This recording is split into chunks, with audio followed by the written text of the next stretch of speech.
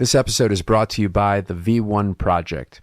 Before we dive into today's episode of the LiftAffect podcast, I want to tell you about something that's really quite special to me. It's called the V1 Project, and it's all about bringing professional pilots together to create a supportive community.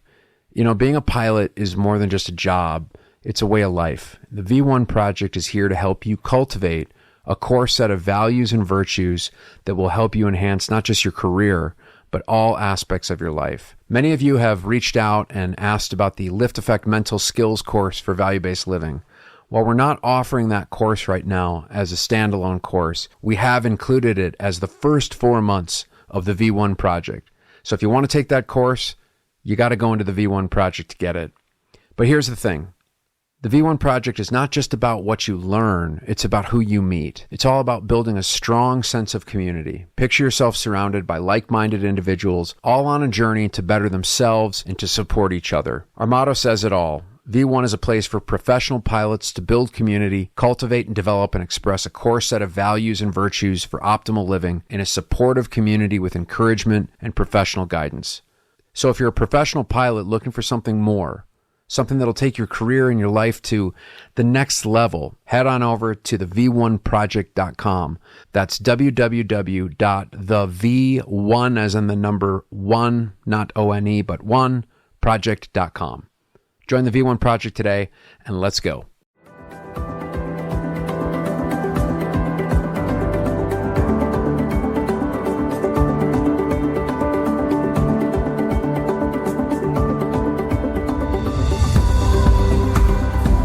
Greetings, everyone. Welcome to the LiftAffect podcast. I am your host, Matt McNeil, founder, clinical director, and director of human performance at LiftAffect, where we assist professional pilots with maintaining better mental health and optimizing their mental skills. The goal of this podcast is simple: to help pilots and other high-liability professionals and disciplines come out of the shadows to discover how we can live better lives personally and professionally. Join us each episode as we discuss various topics ranging from mental health, mental skills and performance, to business, entrepreneurship, and a few other surprises along the way.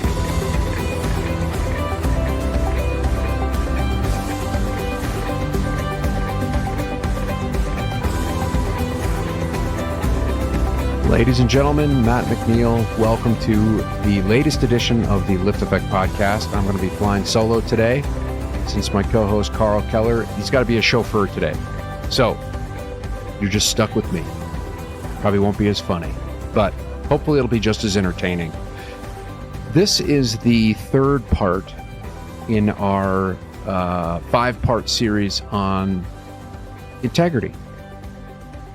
The last episode, we talked about, well, let's back up. Even the first episode, we tried to tease out the difference between what is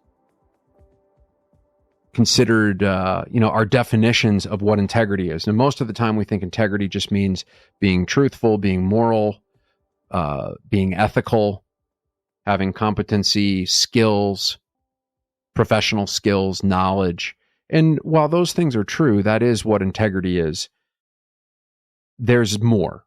And so we're in this series, we're trying to make the case for there being more to what integrity is. And what exactly does more mean? Well, the research and my experience of helping people find their integrity, because that's often what people come to me for, whether it's through coaching or therapy.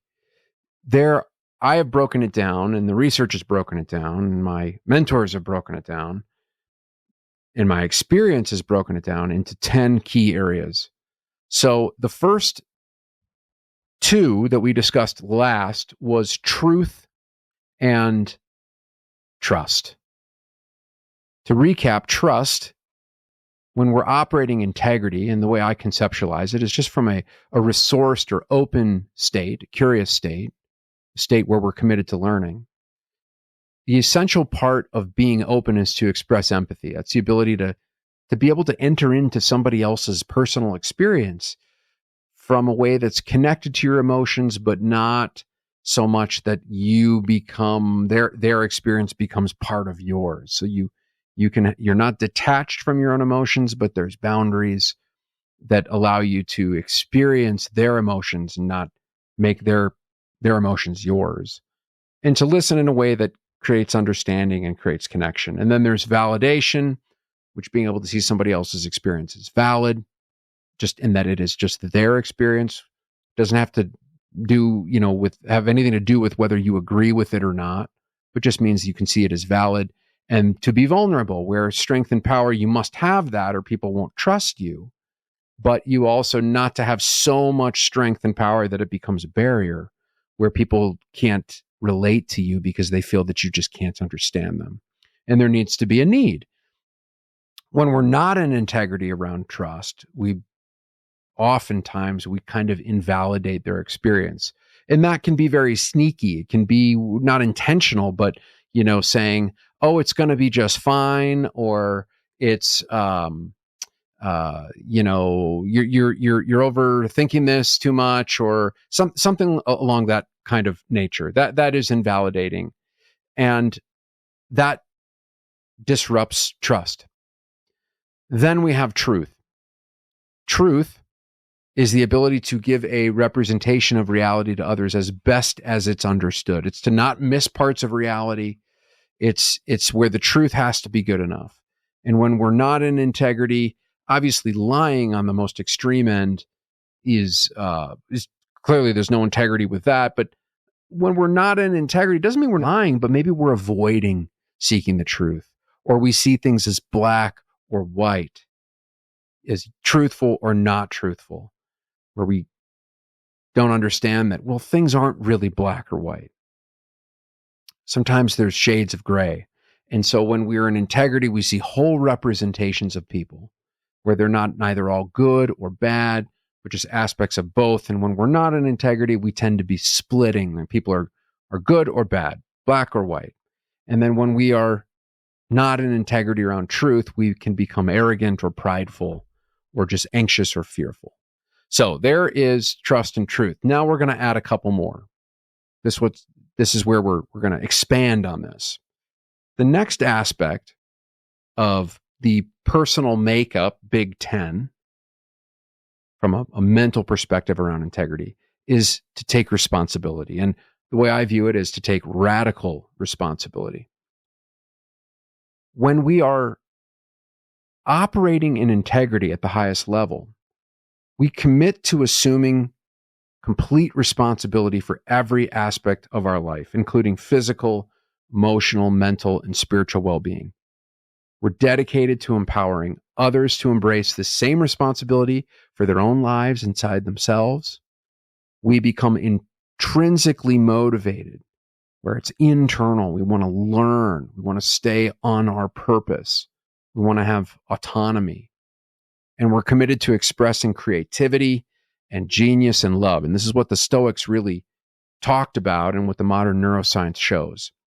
When we're taking radical responsibility aligned with being in integrity, we understand that self-blame is equally toxic. It's absolutely toxic, just as it is blaming others. And blaming ourselves is not actually taking responsibility. Curiosity and learning trump being right about how things should be. When we're not in integrity, we tend in terms of being around responsibility, we tend to commit to blaming others or just blaming ourselves for what is wrong in the world. We can play this victim, villain, hero triangle, which we're going to do a whole episode on down the road. But we commit to this victim, hero triangle, which is just not allowing us to take 100% responsibility. And what happens is this perpetuates and maintains an endless cycle of blame, of shame, of guilt, and of toxic fear. And you can see this individually or even within organizations. This results in resentment, demotivation, demoralization, low learning states, high turnover, lack of innovation, and it places this locus of control outside of ourselves. When we're resourced, we have a very internal locus of control. And when we're not in integrity around responsibility, we just become intrinsic or extrinsically motivated. We want the title, we want the hotness, we want the money, we want the likes. Give me the likes, the corner office, so on and so forth. So that is radical responsibility. Now, and let me just add this here. Here's a way to think about responsibility. I've talked about it before. You guys are probably tired of hearing me say this. But responsibility, if you write the word responsibility is the ability to respond. Whereas when we are not affording ourselves an ability to respond, we tend to just react. So think of responsibility as that resourced place, and reactivity is that unresourced place. Remember, resourced is where we're open, we're curious, we're committed to learning, we have a panoramic viewpoint of the situation. We're seeing all of it, not just the big red light that's in front of us, but the whole perspective. When we are unresourced, we are closed, we are defensive, and we're often just committed to being right. So that's radical responsibility, the ability to respond. And it's like, I conceive of it as like an insurance policy. When you step up and you take responsibility, you just bought ability to respond to a situation, whether it's regardless of how it happened or why it happened or who's involved. When you step up, it's like you are actually gaining control. Whereas when you're just reacting in that reactive mindset, it's a loss of control. And if you think about like from a CRM perspective, part of the reason we have memory items, part of the reason we have quick reference cards, we have QRHs, we have procedures, is that it decreases the tendency to just react. We don't hands and elbows around a single or triple chimes. We follow a procedure, and that is putting us into a very resourced state of mind so that we can respond. So that's responsibility. All right, next, it's results. You have to be able to get results. You have to have a focused perspective on getting results. Now, this does not mean, let's not misconstrue this, around the importance of having a process orientation. Process is staying involved in the moment. So, for example, like I was watching the Bronco game last night on TV. Rarely watch football, but my wife likes it. I'm more of a baseball fan, but we were watching it. And the Broncos won. Like, it was a miracle. Although they seem to be doing a little bit better, but not a great team this year.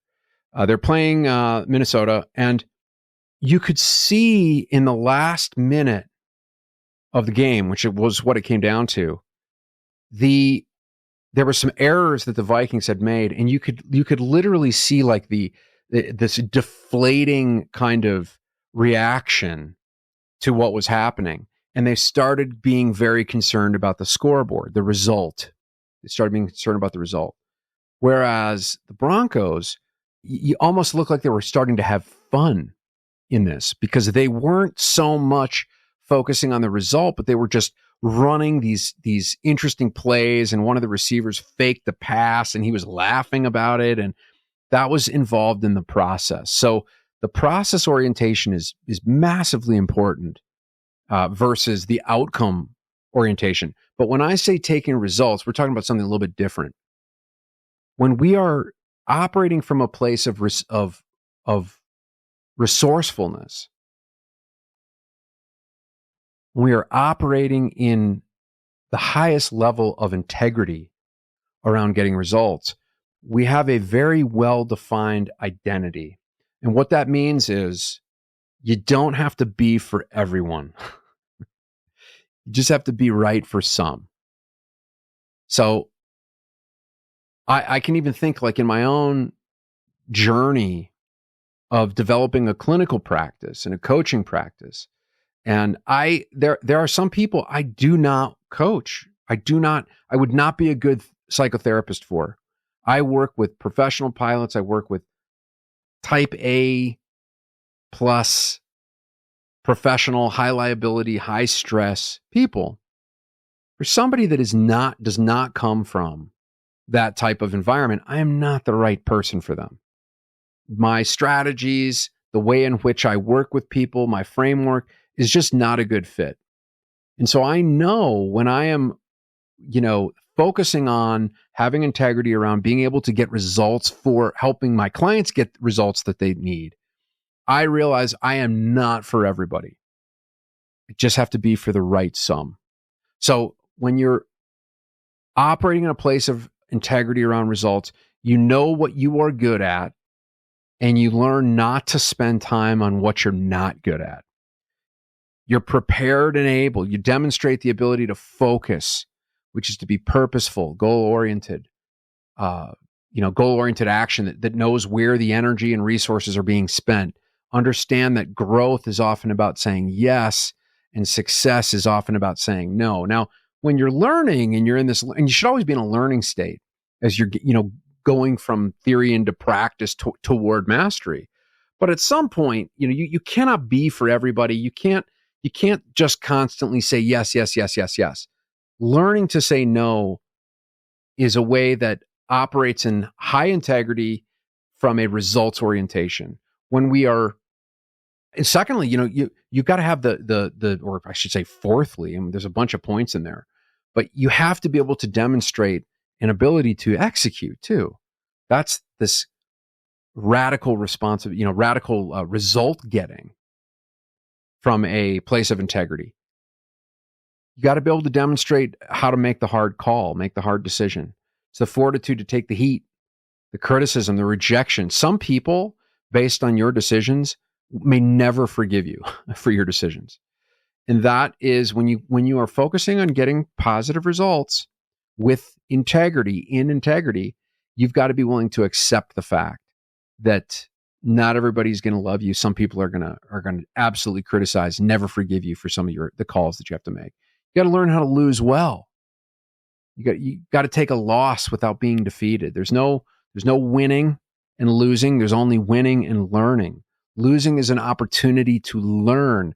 If it's just losing, you're missing the opportunity of how you can actually improve so that you can gain greater control. And with that, you got to let go of things that aren't working. You got to let go of them. When we're not having a results orientation around integrity, we often become very identity diffused, which means we're wondering who we are, what we're about. It's that tendency, I got to be for everybody. I got to get everybody to like me. This is the problem with social media applications like Facebook and Instagram and Twitter and even LinkedIn in some respects, is it forces identity diffusion, meaning you focus on trying to get the likes or get the quote unquote friends. And there's this tendency, I've got to be more and more friends. I'm always, very skeptical. Somebody that's got 5,000 friends on Facebook. It's like, man, who are you for? I'm not saying, you want to be cold, but if you're for everybody, you're for nobody. You think from a business perspective, if your product is for everyone, then who is it for? It's not for anybody if it's for everybody. So operating where there's a lack of integrity around results, there's an identity diffusion. There tends to be they're unprepared. There's an inability, which then leads to impulsiveness. Impulsivity is a lack of integrity, usually around how to get results. And then we start to carry these very, very dysfunctional patterns with us. We just keep doing the same thing over and over, trying to get a different result. And so that is the worst way to be operating in integrity. So We talked about trust. We talked about truth. We talked about taking radical responsibility. We talked about the ability to get results, to have a results orientation, not to lose the process. You got to stay in the process, but you have to be able to get results. Because if you can't get results, you sort of have nothing. And if you think about leadership, certain companies where they just can't seem to get results, there is a lack of integrity around that. Let's even think from a carrier perspective. I'm not going to name out any particular carriers around this, but the ones that continually operate in a crappy place, not just in terms of profitability or margins, but in terms of their reputation, in terms of how they oftentimes they may be doing really, really well financially, but their reputation is just complete crap. And it's because there is an integrity issue. Yeah, they might not lie. They might not cheat, although many of them do. May not steal. But there's a lack of integrity. And so I want you to think about in your own life. Do you establish trust with the people in your life? Do you listen? Can you understand and relate to them empathically? Or do you make it all about you? Do you validate them?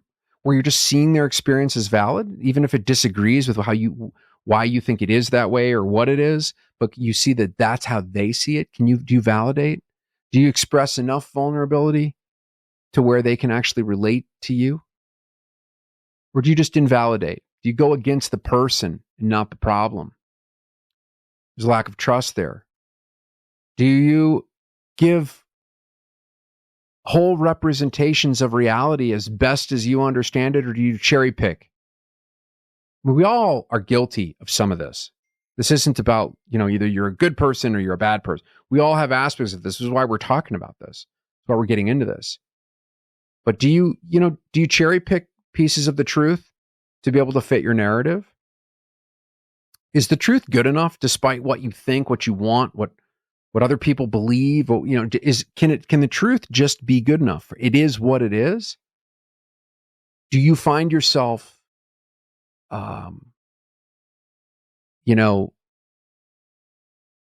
seeing whole representations of people, like not the good nor bad, but aspects of both? Or do you get kind of sort of manic around, oh my God, this person is so amazing, until they're not, and then they're just the worst thing in the world? There's a lack of truth there that needs some work in terms of your ability to take responsibility. Do you tend to blame others? Do you just blame yourself? This is a big one for the population that I work with, is a lot of self-blame because we're so perfectionistic. Well, self-blame actually isn't taking responsibility because you're blaming. You're losing control. It's not about blame. It's about learning and taking committed action toward what is going to get you closer to where you need to be. Are you committed to expressing creativity? To expressing your genius? To loving? Connecting deeply with others? Or do you just commit to blaming others? Do you find yourself feeling resentful and bitter, demotivated, demoralized? Might have a responsibility issue that needs some work. When we're taking responsibility, we understand that the internal locus of control, what comes from within us, that's where it's at. The external, you can't control external. You can't control what other people do. You can't control the weather. The only thing that you can control is what you choose to do. That's the only thing that you have in your control. And really, it's not even about controlling thoughts and feelings. I know there's a big movement around thought control, and none of that works. You can learn to direct the spotlight of your attention where you need it, but sometimes we just have thoughts that become catastrophic or negative. But do you let those thoughts then dictate your behavior? Behavior is what you do with your arms and your legs and your mouth, right? It comes out of your mouth. That's your behavior. Do you let your thoughts and your feelings control your behavior, or can you diffuse from those things when they really don't serve you and direct your behavior more toward what you want in your life? That's taking responsibility. I think at the heart of responsibility is blame. When we are blaming, whether we're blaming ourselves or we're blaming somebody else, there is a lack of an ability to respond because it's just blame. You have to develop the ability to respond. Responsibility. When you think about the results that you get, now as pilots, we're very result oriented, achievement oriented, I should say. Not even necessarily results, it's achieve, notches in the belt. But the problem is that the notches just go on forever. And there becomes a very fine line between I want to achieve something because it's deeply aligned with my deepest of core values, or I just need a hit of dopamine, and then I gotta move on to the next thing. Having results is important, but staying in the process is just as important. There's a difference between achieving things and having actual fulfillment in your life. Achievement is not the same thing as fulfillment. Fulfillment is different. Achievement is great. I love achieving things. But if it doesn't give you a sense of fulfillment, which is what flourishing really is, then I would say that the achievement is poorly aligned or is misaligned completely, and it just won't work. So, quick podcast today. I'm going to keep it brief, but I hope that you're thinking about these things. I hope that you're really allowing some of this to sink in around integrity. What is your integrity? Yes, you got to be moral. You got to be honest. You got to have strong principles. You got to be undivided. But can you go deeper? Can you go deeper into these characterological aspects? If you do, if you allow yourself to go deeper, you are going to find that you're going to ratchet up how you present in the world, how you present internally and externally, what your integrity looks like. It's going to blossom into something that you didn't know was possible. So, we got more. We're going to talk about next week. We're going to talk about the ability to embrace the negative. And we're going to talk about growth. And really what we mean by growth is the mindset of having a growth mindset. So embracing the negative and a growth mindset. That's what's coming up next. Want to remind you about the V1 project. There's probably an ad at the beginning of this, but just another reminder. V1 is it's been so amazing of a journey so far. We've got 3 cohorts. We're going to do this 4th cohort coming in January. So if you would like more information about it, or you'd like to just go for it, you want to join a community where you can learn in a community setting, in a workshop setting, how to cultivate flourishing and the abilities to express the best of who you are, no matter what you have going on. We all have stuff going on. We all have hurdles and mountains that we have to climb. If you want to be able to learn how to actually operationalize that and do it with professional colleagues, if you're a professional pilot, I really encourage you to reach out to us and let's talk about the V1 project. Also, the subscriber feed to the podcast is up. If you look in the description of this episode, you can click on that and join the subscriber feed, where you're going to be able to get show notes and transcripts and full interviews that we're going to be featuring here. It's coming. It's here. We're ready. We're doing it. So I hope that you reach out. And if you need anything, you know where to find us. I appreciate you for taking your time to delve into this stuff. I know that this may not be, some of this might be out of your comfort zone, or some of it might just seem a bit esoteric, but you taking the time to listen to this is just an attest to the commitment that you are making to yourself.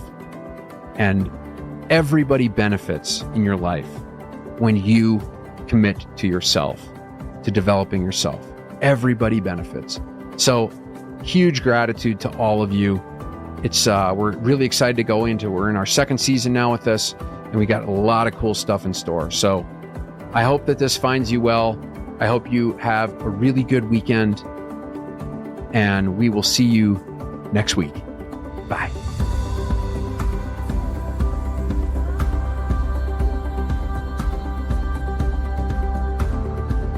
Thank you for listening to this week's episode of the LiftAffect podcast. If you want to dive deeper into this episode and every episode, go to our website, LiftAffect.com/podcast. If you're enjoying the show, we would love it if you'd follow us on Spotify and rate, review, and subscribe on Apple Podcasts. We really appreciate your support. You can find me on Facebook, Instagram, and LinkedIn, all with the ID Matthew McNeil. This show is brought to you by LiftAffect, a clinical mental health and consulting company that assists air carriers, corporate flight departments, pilot unions, and commercial pilots by providing comprehensive psychotherapy and mental skills coaching services to pilots with mental health and mental performance-related issues. Visit LiftAffect.com, that's LiftAffect.com, to book your free consultation. And finally, this podcast is for general informational purposes only. It does not constitute the practice of counseling, psychotherapy, medicine, or any other healthcare service, including the giving of medical advice. No therapeutic or provider-patient relationship is formed. The use of this information and any materials linked to this podcast is at the user's own risk. The content of this podcast is not intended to be a substitute for professional psychological advice, diagnosis, or treatment. Users should not disregard or delay in obtaining advice for any psychological or medical condition they have, and they should seek the assistance of their healthcare professionals for any such conditions. Thanks for tuning in, and we'll see you next time on the LiftAffect podcast.